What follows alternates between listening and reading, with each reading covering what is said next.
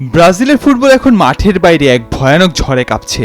মাত্র একদিন আগেই আদালতের নির্দেশে ব্রাজিলিয়ান ফুটবল কনফেডারেশনের সভাপতি এডলান্দো রদ্রিগেজকে বরখাস্ত করা হয়েছে। আর সঙ্গে সঙ্গেই দেশের সর্বোচ্চ আদালতে এই রায় বাতিলের আবেদন করেছে সিবিএফ, কারণ আন্তর্জাতিক ফুটবলে বহিষ্কারের শঙ্কা।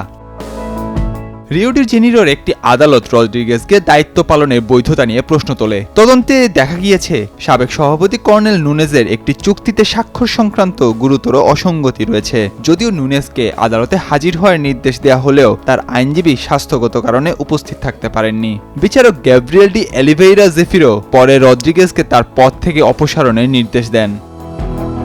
এই রায়কে চ্যালেঞ্জ করে সিবিএফ দ্রুত সুপ্রিম কোর্টে আবেদন করে। সংস্থাটি দাবি করছে আদালতের এই হস্তক্ষেপ ফুটবলের স্বায়ত্তশাসনের পরিপন্থী এবং এটি ব্রাজিলকে আন্তর্জাতিক ফুটবল নীতিমালার বাহ্যিক হস্তক্ষেপের সংখ্যায় পুরে যেতে পারে। এমনটা হলে ব্রাজিলকে আন্তর্জাতিক প্রতিযোগিতা থেকে নিষিদ্ধ করার মতো সিদ্ধান্ত আসতে পারে ফিফা ও কনমেবলের পক্ষ থেকে।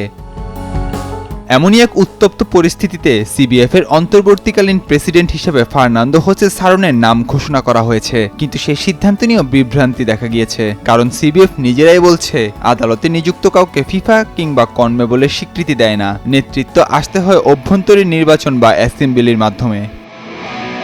এই সংকট আরও ঘনীভূত হয়েছে জাতীয় দলের কোচ নিয়োগ নিয়ে। দীর্ঘদিন ধরে আলোচিত কার্লো আনচেলোত্তিকে ব্রাজিল জাতীয় দলের কোচ হিসেবে নিয়োগের প্রক্রিয়া চূড়ান্ত ধাপে পৌঁছালেও নেতৃত্ব সংকটে সেই চুক্তি এখন অনেকটাই অনিশ্চিত। স্বাক্ষরের বৈধতা নিয়ে আইনি প্রশ্ন ওঠায় আনচেলোত্তি চুক্তি আপাতত ঝুলে গিয়েছে। ফুটবলের নতুন যুগে দ্বার প্রান্তে দাঁড়িয়ে থাকা ব্রাজিল এখন প্রশাসনিক অনিশ্চয়তার ঘূর্ণিপাকে। সামনের দিনগুলোতে দেশের সর্বোচ্চ আদালত এবং ফিফার প্রতিক্রিয়া যে দিকটি নির্দেশ করবে সেটি ঠিক করবে ব্রাজিলের ফুটবলের ভবিষ্যৎ কোন দিকে এগোবে। নাহিয়ান আরেফিন, নয়া দিগন্ত।